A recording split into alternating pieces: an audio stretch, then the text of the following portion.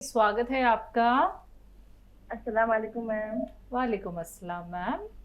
कैसी हैं मैम आप? हम ठीक हैं, आप कैसी हैं? जी अल्हम्दुलिल्लाह। अस्सलाम वालेकुम हकीम साहब। वालेकुम सलाम। जीती रही। मैम मेरा एक ही सवाल है लेकिन थोड़ा सा लंबा है। जी बताइए। ध्यान से सुनिएगा, अगर कुछ समझ में ना आए तो पूछ लीजिएगा। बिल्कुल, आप लाइन पे रहिएगा। जी। जी। मेरी सिस्टर है, हम्म। 30+ है मतलब। तो उनको जो है तो ये 2020 में हाई बीपी की दिक्कत हो गई थी और हम्म। डिप्रेशन की थी। तो 1 साल यही हाई बीपी और डिप्रेशन की दवा भी अंग्रेजी उन्होंने खाई। हम्म। फिर भी उसके बाद उनका जो था उल्टियां बहुत हो रही, तो मतलब पूरा दिन ये पड़ी रहती थी, कुछ काम हम नहीं कर पाती थी, बस आंखें मतलब बंद किए, बस कमजोरी से भी पड़ी रहती थी। तो हम्म। डॉक्टर ने और हार्ड दवाइयां चला दी। हम्म। उस हार्ड दवाइयों से जो था उनके लीवर में दिक्कत हो गई, हम्म। यूरिक एसिड बढ़ गया हम्म। और जो है शुगर भी हो गई कुछ हम्म। दवाओं के इन्फेक्शन से। फिर जब दूसरे डॉक्टर को दिखाया हम्म। तो उन्होंने जब जांच कराई तो उन्होंने कहा ये दवाओं के इन्फेक्शन से मतलब ये चीज की दिक्कत हो गई है। तो उसमें अल्ट्रासाउंड वगैरह से सब चीज कराया और अल्लाह का शुक्र कुछ नहीं, बस ये था कि शुगर की दिक्कत हो गई थी और क्या बोलते हैं इनके लीवर पे दिक्कत हो गई थी। तो फिर जब दूसरे डॉक्टर को दिखाया तो उन्होंने फिर शुगर की दवा तो नहीं चलाई, उन्होंने कहा ये भी स्टार्ट है और अपने आप ठीक हो जाएगा। ठीक है। तो खैर उसकी कोई और बात नहीं, लेकिन जो इनकी ये दिक्कत है इनकी ये है कि फिर उसके बाद अभी हकीम साहब जब बोलने लग गए तो इनसे बात हुई हकीम साहब ने डिप्रेशन के लिए जैसे नमक, जैतून, सोडा और क्या बोलते हैं धनिया वो बताया और उनके अच्छा नजला भी बना रहता है। तो ये साबुदाना का नुस्खा जो है वो ले रही हैं जनवरी से और फरवरी से ये नमक, जैतून और सोडा ले रही हैं धनिया के साथ। तो अब इनके ये बुखार, उससे पहले बुखार इनके बना रहता है, लेकिन बुखार अगर घर में भी हम चेक करते हैं तो कुछ नहीं निकलता, डॉक्टर पास भी चेक कराते हैं तो बुखार नहीं लेकिन निकलता है।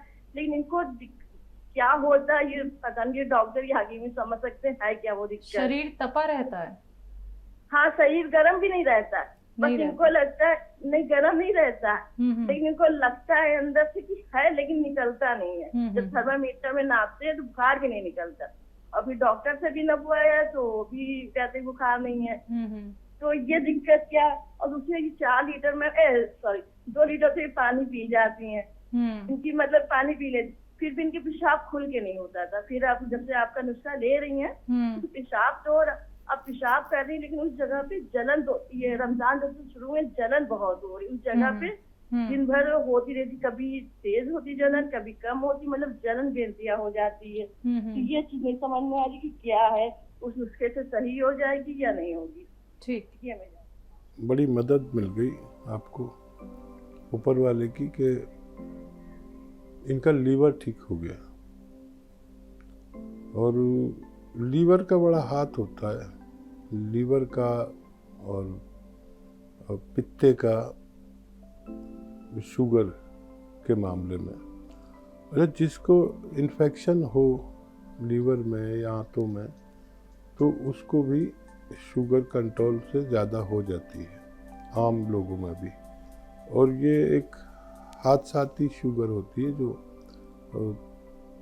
इन्फेक्शन दूर होने पर हम ठीक हो जाते हैं, इसे हादसाती शुगर कहते हैं। तो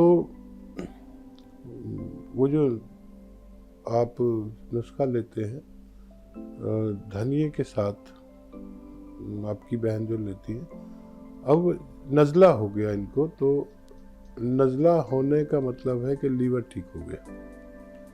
जिसको भी छींके आ जाए, नाक बहने लगे, नज़ला हो जाए तो समझ लीजिए कि उसका लीवर ठीक हो गया। ये निशानी है। जब तक लीवर ख़राब रहता है, छींक नहीं आती, नज़ला नहीं होता, तो लीवर में कोई प्रॉब्लम हो तो ऐसी दवाएं दी जाती है कि उनको किसी तरह छींक आ जाए, और छींक आते ही किसी को जॉन्डिस हो फ़ौरन समझ लीजिए खत ठीक हो गया। तो अब उनको जो नुस्खा दें वो अलसी के पाउडर के साथ दें, नमक जैतून 1 चुटकी और 2 चुटकी कर दें अगर वो चाहें तो नमक जैतून 2 गिलास पानी मिलाकर, और आधा या 1 चम्मच अलसी खाएं। तो जो प्रॉब्लम उनको है ख़ारिश वगैरह की, जलन की, तो वो भी जाती रहेगी और नज़ला भी इससे उनका कंट्रोल होगा और सेहत होने लगेगी। 1 टाइम या 2 टाइम ज़रूर ये नुस्खा दें। मुझे उम्मीद है कि आइंदा आने वाले वक्त में वो सेहतमंद ज़िंदगी गुजार सकते हैं, कमज़ोरी, नकाहत और बुखार से भी वो पाक हो सकते हैं।